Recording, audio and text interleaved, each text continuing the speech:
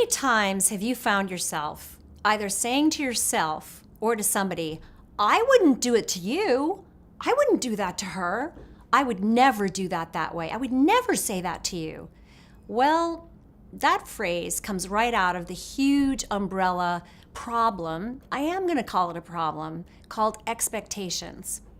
I understand that as a culture, especially this culture, let's say in America, we tend to think that expectations are necessary.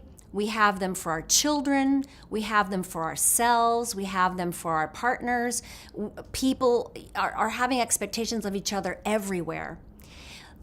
This is the problem with expectations. It's a very slippery slope.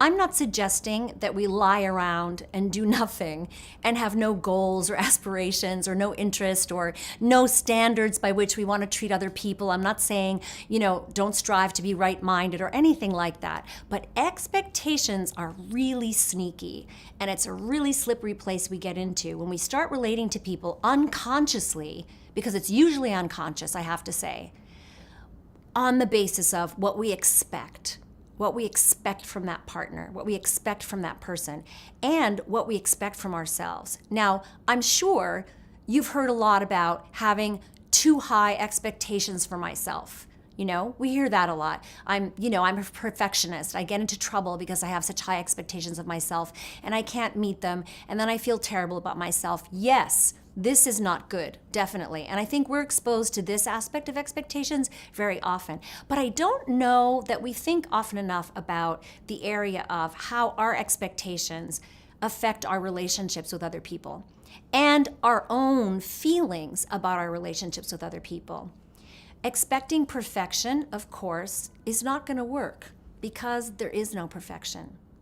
And if we're spending our brain time, think about it for a minute, our brain time and our energy on expecting what we want, even if it's something as small as, listen, I expect him to get those dishes done. I cooked dinner. He should do the dishes.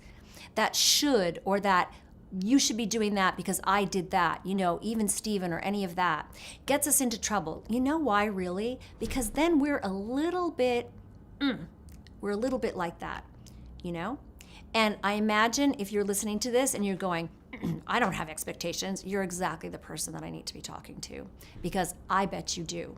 Because if you don't think you do, then they're probably all over what you're doing in your life with other people.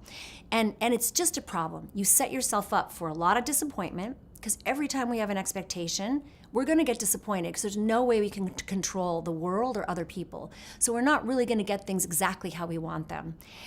A better use of our energy and our perception would be to look at the other and look at ourselves with there's an expression, with the dirt off our glasses, see ourselves and others clearly, and accept. Put our energy into acceptance. I know that same person or a different person is going, that's too hard. It is hard. It's harder. It's easier to just have a lot of expectations, but it's not as happy. So I'm just throwing this out in a really quick way to say that putting your energy into learning how to accept people and let go a little at a time of the expectations you keep having, you will find that you're feeling a little better and you're liking those people or that thing or yourself a little bit more as well. It's an easier way to live, and the expectations are never going to do you a favor. That's all I want to tell you today. Try it. Please visit my website at susan-lambert.com or have a listen to the podcast, In the Balance, Connecting Mind, Body, and Heart, which you can find at inthebalance.life.